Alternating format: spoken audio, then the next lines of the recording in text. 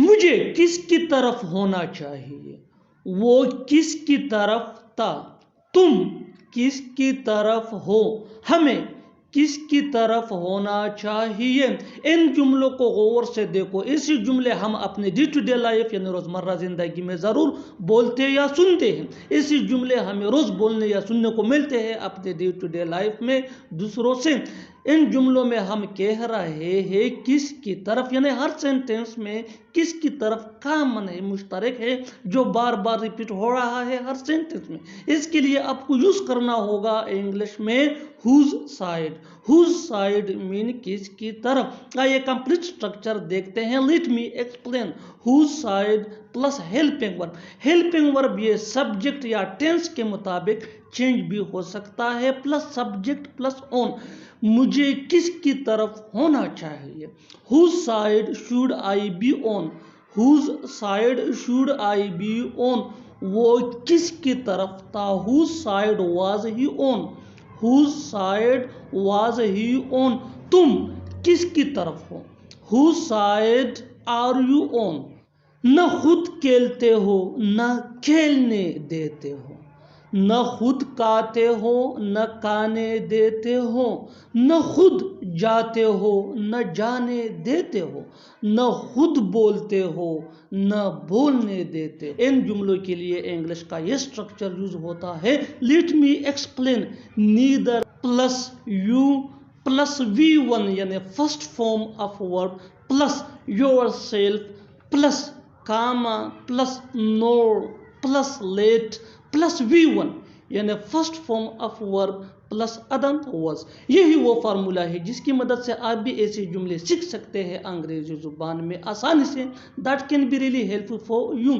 आगे डिटेल से समझाता हूँ मिसालों से। Are some example for better understanding, so watch this video till to end. न खुद खेलते हो न खेलने देते हो। Neither you play yourself nor let play. Neither you play yourself nor let play। न खुद खाते हो न खाने देते हो। Neither you eat yourself nor let eat। मैं आपके बारे में जानना चाहूँगा। मैं एक बार आपसे मिलना चाहूँगा। मैं वहाँ जाना चाहूँगा। मैं यहाँ रुकना चाहूँगा। इन जुमलों को गौर से देखो। ऐसे जुमले हम अपने डे टू डे लाइफ यानी रोज़मर्रा ज़िंदगी में ज़रूर बोलते या सुनते हैं। ऐसे जुमले हमें रोज़ बोलने या सुनने को मिलते हैं अपने डे टू डे लाइफ में। इन जुमलों में हम कह रहे हैं चाहूँगा।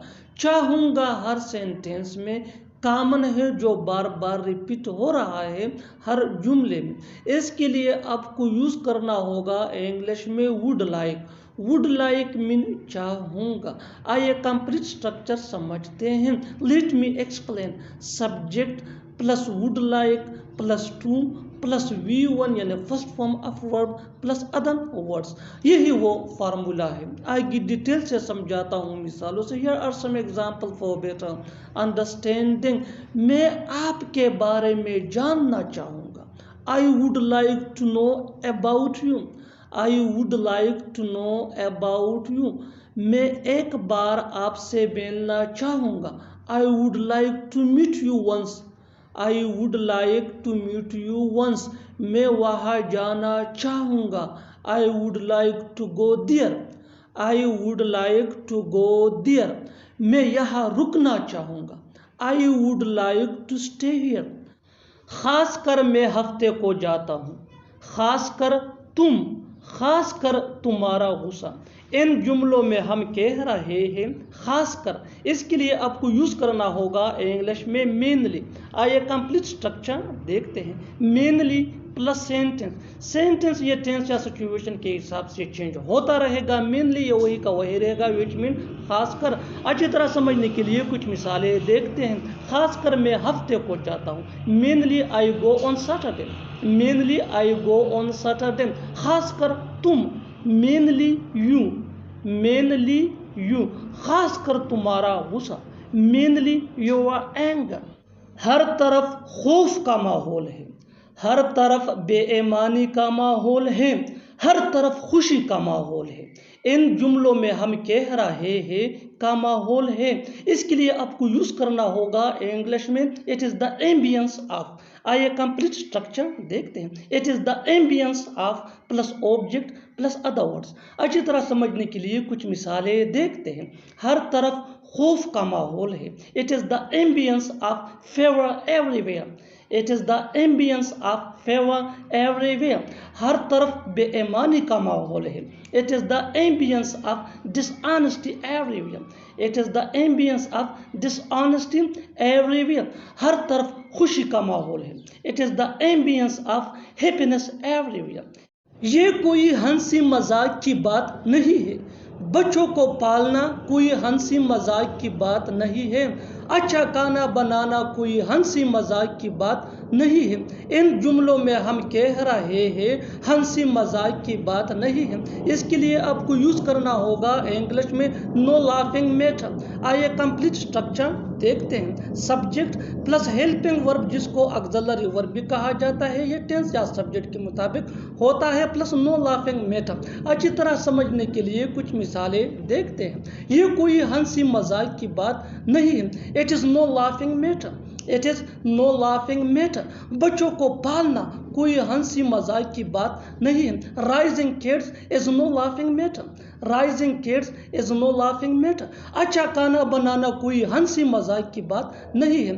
Cooking tasty food is no laughing matter. पहले तो मेरी बात सुनो, पहले तो मुझे बोलने दो, पहले तो हमें जाने दो। इन जुमलों में हम कह रहे हैं पहले तो, इसके लिए आपको यूज करना होगा इंग्लिश में फर्स्ट ऑफ ऑल। आइए कंप्लीट स्ट्रक्चर देखते हैं। First of all plus sentence. Sentence ये टेंस या सिचुएशन के हिसाब से चेंज होता रहेगा। फर्स्ट ऑफ ऑल ये वही के वही रहेगा, विच मीन पहले तो। अच्छी तरह समझने के लिए कुछ मिसालें देखते हैं। पहले तो मेरी बात सुनो। First of all listen to me. First of all listen to me. पहले तो मुझे बोलने दो। First of all let me speak. First of all let me speak. पहले तो हमें जाने दो। First of all let us go. तुमने जो भी बताया वो गलत है। उसने जो भी कहा वो गलत है। मैंने जो भी सोचा वो गलत है। इन जुमलों के लिए इंग्लिश का ये स्ट्रक्चर यूज होता है। Whatever plus sentence plus comma plus is wrong. अच्छी तरह समझने के लिए कुछ मिसालें देखते हैं। तुमने जो भी बताया वो गलत है। Whatever you told is wrong. Whatever you told is wrong. उसने जो भी कहा वो गलत है। Whatever he said is wrong. Whatever he said is wrong. मैंने जो भी सोचा वो गलत है। Whatever I thought is wrong. रहने के लिए यही घर मिला था क्या? पढ़ने के लिए यही किताब मिली थी क्या? शादी करने के लिए यही मिली थी क्या? यही मिला था। इसके लिए आपको यूज करना होगा इंग्लिश में डिड यू फाइंड ओनली। आइए कंप्लीट स्ट्रक्चर देखते हैं। Did you find only plus thing plus two plus V1 यानी first form of verb plus object plus question mark. अच्छी तरह समझने के लिए कुछ मिसालें देखते हैं। रहने के लिए यही घर मिला था क्या? Did you find only this house to live. Did you find only this house to live. पढ़ने के लिए यही किताब मिली थी क्या? Did you find only this book to read. Did you find only this book to read. शादी करने के लिए यही मिली थी क्या? Did you find only her to get married. इसको अंग्रेजी में क्या कहते हैं? उसे अंग्रेजी में क्या कहते हैं? पुदीना को अंग्रेजी में क्या कहते हैं? इन जुमलों के लिए इंग्लिश का ये स्ट्रक्चर यूज होता है। What do we call plus object plus in English plus question mark. अच्छी तरह समझने के लिए कुछ मिसालें देखते हैं। इसको इंग्लिश में क्या कहते हैं? What do we call it in English. What do we call it in English. उसे अंग्रेजी में क्या कहते हैं? What do we call that in English. What do we call that in English? पुदीना को अंग्रेजी में क्या कहते हैं? What do we call pudina in English? What do we call pudina in English? बिल्कुल फार्मूले को हम स्टेप बाय स्टेप फॉलो कर रहे हैं। आप भी इस फार्मूले के बेस पे सीख सकते हैं, बना सकते हैं ऐसे जुमले अंग्रेजी जुबान में आसानी से। That can be really helpful for you. अच्छी तरह समझने के लिए एक और मिसाल देखते हैं। One more example for better understanding. आम को अंग्रेजी में क्या कहते हैं? आम को अंग्रेजी में क्या कहते हैं? What do we call aam in English?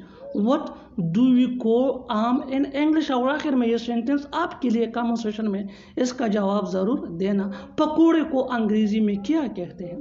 पकोड़े को अंग्रेजी में क्या कहते हैं? Subscribe to English PS for more advance English sentence structure. Thanks मन।